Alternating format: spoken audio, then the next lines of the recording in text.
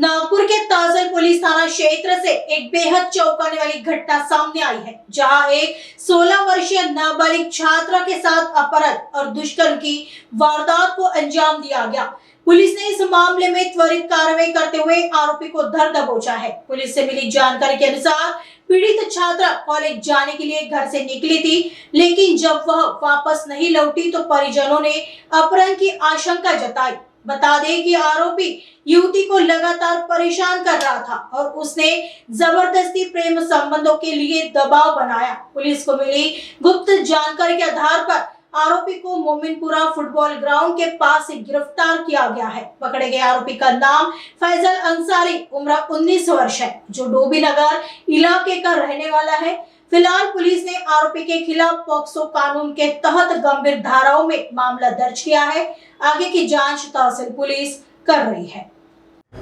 Police station तहसील येथे अपराध क्रमांक 93/2026 कलम 137(2) भारतीय न्याय संहिता अन्वये अपहरणाचा गुन्हा दाखल करण्यात आला होता। यातील फिर्यादी महिला ज्या आहे त्यांची एक अल्पवयीन मुलगी वय वर्ष 16 ही कॉलेजमध्ये जाते असं सांगून ती कॉलेजमध्ये पोहोचलीच नाही। त्यामुळे त्यांना अशी शंका आली की मुलीचं कोणीतरी अपहरण केलं असावं आणि या भीतीमुळे त्यांनी पोलीस स्टेशनला तक्रार दिली आणि तात्काळ यामध्ये गुन्हा दाखल करण्यात आला होता।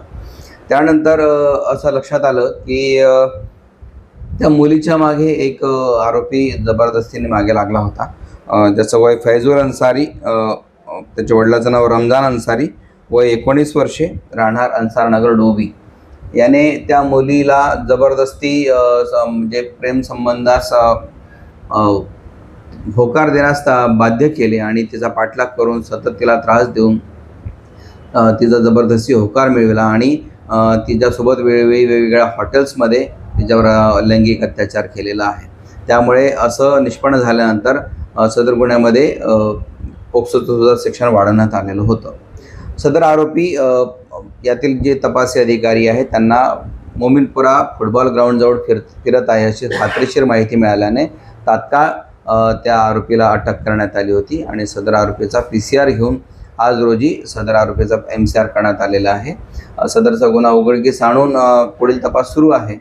सदर गुन्ह्यामध्ये जी अल्पवयीन पीडिता होती ती दुसऱ्याच दिवशी म्हणजे घटनेच्या दुसऱ्या दिवशीच दुपारी 1:30 वाजताच्या दरम्यान स्वतःच तिच्या घरी आली होती आणि तिने तिच्यासोबत घडलेली संपूर्ण हकीकत तिच्या आईला सांगितली होती आणि त्यानुसार सदर पीडितेचं मेडिकल वगैरे वैद्यकीय तपासणी केल्यानंतर सदर गुन्ह्यामध्ये पोक्सोची कलमवाढ करण्यात आलेली आहे।